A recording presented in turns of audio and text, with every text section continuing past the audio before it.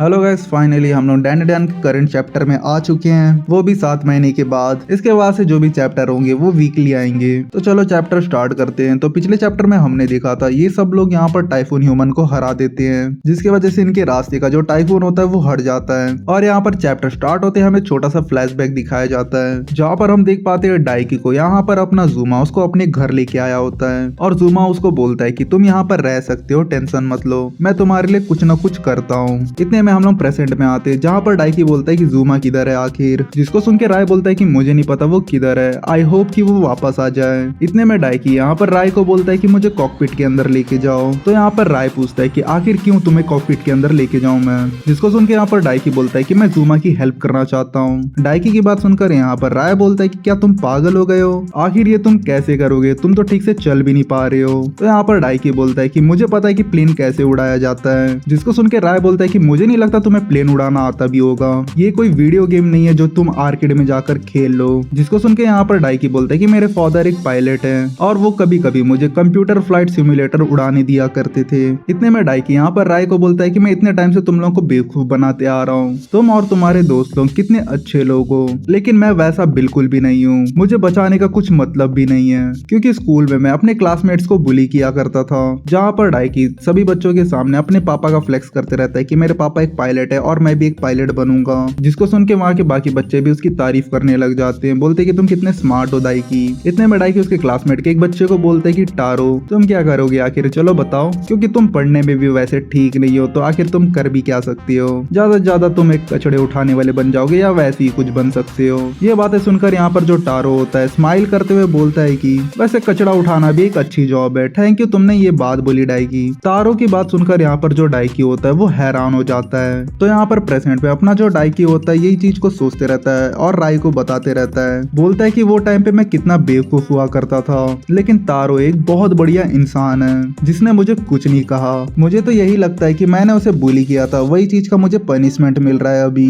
क्योंकि मैं अपने घर भी नहीं जा सकता हूँ। ये चीज सोचकर मुझे समझ में आता है कि मैं कितना बेवकूफ हुआ करता था, इसलिए मुझे समझ में आ गया कि अगर मैं जिंदा भी रहूं या मर भी जाऊं तो किसी को कुछ फर्क नहीं पड़ेगा, लेकिन बस मैं ये चाहता हूँ कि एक बार मैं टारो से माफी मांगू। राय तुमने और ज़ूमा ने मुझे सिखाया है कि इंसान कैसे बना जाता है, मैं भी तुम लोगों की तरह एक काइंड पर्सन बनना चाहता हूँ। तुम और ज़ूमा काइंड, स्ट्रॉन्ग और सिंसियर हो, जिसको देखकर मैं भी एक डिसेंट इंसान बनना चाहता हूँ। अगर कभी भी तुम और ज़ूमा किसी भी तरह की मुसीबत में फंस जाओगे तो मैं तब तुम्हारी मदद करने आऊंगा, तब चाहे कुछ भी हो। ये बोलने के बाद यहाँ पर सीन शिफ्ट होता है सेको की तरफ, जहाँ पर हम देख पाते हैं जो सेको होती है कॉकपिट के अंदर यहाँ पर प्लेन उड़ाने का बुक पढ़ते रहती है। इतने में वहाँ पर डाइकी और राय आ जाते हैं और यहाँ पर सेको को बोलते हैं कि प्लीज मिस आप वहाँ से हटिए, मुझे प्लेन उड़ाने दीजिए। जिसको सुनकर यहाँ पर सेको बोलती है कि आखिर तुम दोनों यहाँ पर क्या कर रहे हो और क्या तुम लोग को प्लेन उड़ाना आता है बिल्कुल भी। तो यहाँ पर राय सेको को बोलता है कि जो डाइकी है उसके पापा एक पायलट है और जो डाइकी है उसे फ्लाइट सिमुलेटर चलाना आता है। जिसको सुनकर यहाँ पर सेको बोलती है कि पहले नहीं बता सकते थे तुम लोग ये चीज। फिर इतने में यहाँ पर हम देखते हैं जो राय होता है वो डाइकी को बिठा देता है सीट पे। यहाँ पर हम देखते हैं अपना जो डाइकी होता है वो प्लेन उड़ाते रहता है और फिर यहाँ पर सीन जाता है जायंट सरपेंट की तरफ, जहाँ पर हम देख पाते हैं ज़ूमा और जीजी एक दूसरे से बात करते रहते हैं। जहाँ पर ज़ूमा बोलता है क्या हमने टाइफून ह्यूमन को हरा दिया है, जिसको सुनकर यहाँ पर जीजी बोलता है कि हाँ हमने उसे हरा दिया है, लेकिन हम अब प्लेन से दूर जा चुके हैं, अब मैं ये सोच रहा हूँ कि हम वापस कैसे प्लेन पे जाएंगे।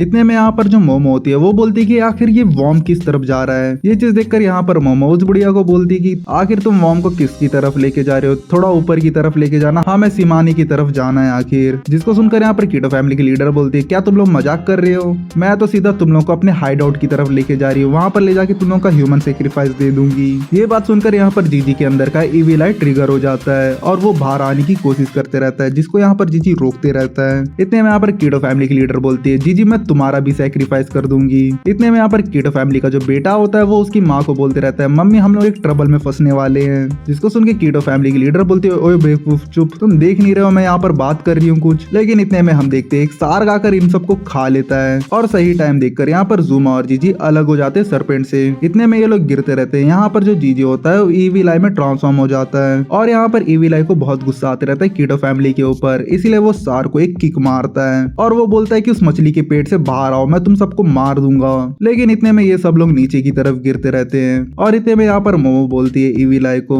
अभी ये सब फालतू चीजों का वक्त नहीं है, हम लोग को इस सिचुएशन से बाहर आने का सोचना पड़ेगा। तो यहाँ पर मोमो ज़ूमा को बोलती है कि जल्दी अपना छत्ता निकालो। जिसको सुनकर यहाँ पर ज़ूमा बोलता है कि मैंने अपने छत्ते को 2 बार यूज कर लिया, अब और यूज नहीं कर पाऊंगा। तो इतने में मोमो बोलती है कि चलो एक काम करो, एक दूसरे को पकड़ लो जल्दी से। तो यहाँ पर एक दूसरे को ये लोग पकड़ लेते हैं और जो मोमो होती है अपना साइकिक पावर का यूज करके यहाँ पर पैराशूट बना देती है। लेकिन ये चीज करने के बाद भी जो इनका गिरने का स्पीड होता है वो बिल्कुल भी कम नहीं होता है, क्योंकि मोमो जो होती है इन दोनों को अपने साइकिक पावर से पकड़ी होती है और दूसरे हाथ से यहाँ पर पैराशूट ओपन करी होती है, जिसकी वजह से वो ठीक से विंग नहीं बना पाती है। इतने में हम दूर से देखते हैं जो प्लेन होता है वो आते रहता है इनकी तरफ। तो यहाँ पर जो डाइकी होता है वो बोलता है कि मुझे कुछ दिख रहा है आसमान की तरफ। ये बात सुनकर यहाँ पर सेको बोलती है कि मुझे पक्का लगता है कि ये वही लोग हैं। इतने में जो वेमोला होती है अपने काइजू सूट से यहाँ पर जीजी और ज़ूमा को ट्रैक कर लेती है और वो सेको को बोलती है ग्रैनी ये जीजी और ज़ूमा है, जल्दी उसी की तरफ लेके जाओ। जिसको सुनकर यहाँ पर सेको बोलती है वेल डन वेमोला, लेकिन तुम्हें कैसे पता लगा कि उन लोगों का लोकेशन यही है। इतने में हम देखते जो प्लेन होता है इनके पास पे आता है। तो यहाँ पर मोमो बोलती है मेरे ऊपर छोड़ दो, मैं प्लेन को पकड़ लूंगी। और जैसे ही प्लेन पास में आता है तो यहाँ पर जो मोमो होती है प्लेन को पकड़ लेती है और इसी के साथ यहाँ पर चैप्टर एंड होता है। यहाँ तक वीडियो देखने के लिए थैंक यू। चलो मिलते हैं नेक्स्ट वीक पे सीधा।